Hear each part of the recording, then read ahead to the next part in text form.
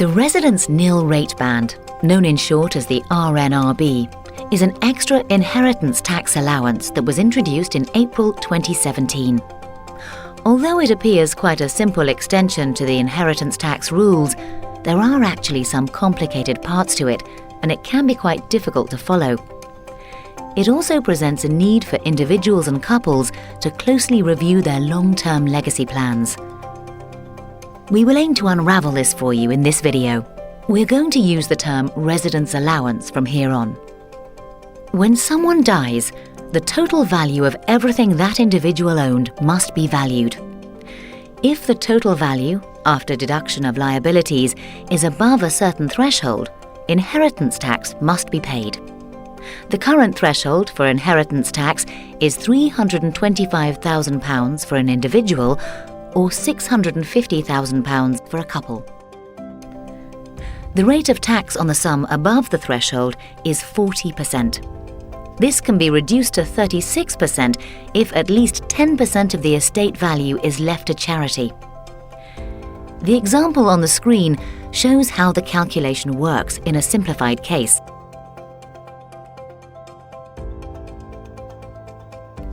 However, today there is an extra allowance, the residence allowance, which is for people who own residential property.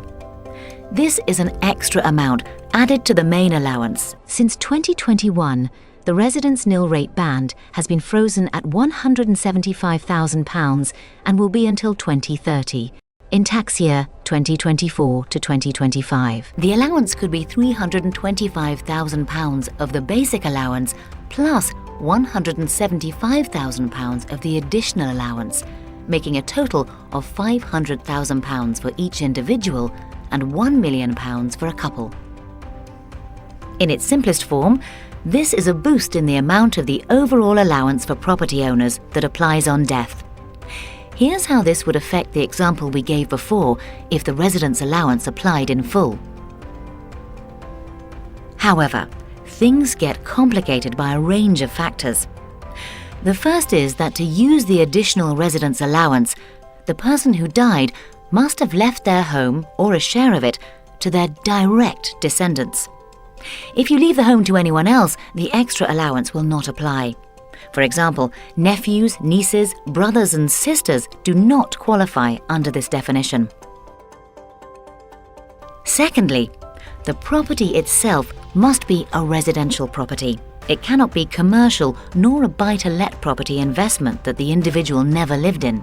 It could be a holiday or a second home, even possibly an overseas property, but only one property can be counted in the calculations.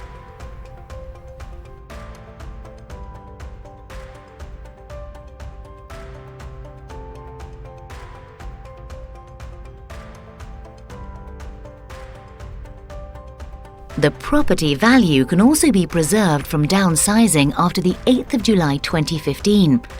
So if an individual or a couple sell their home to buy another, the value of the original property will be maintained for the calculations. The fourth aspect to consider is that the allowance will only apply in full up to estate values of £2 million. Values above this will see the allowance reduced by £1 for every £2 of value. These are the four main factors. However, when it comes to planning, things can get very complex. For example, many individuals and families have investments which may have exemption from inheritance tax, or have made gifts, or intend to make gifts in their lifetime, or have trusts in place, or want to leave money to charities, or have their wills drawn up in certain ways to be most tax efficient. In all these cases, how the existing plans and arrangements interact with the new residence allowance can be complicated, and these various factors can compete against one another in terms of your planning requirements.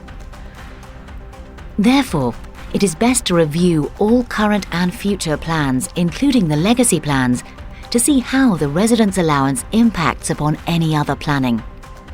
It is also true to say that it is possible to lose the benefit of the new allowance by default if your affairs are not structured accordingly.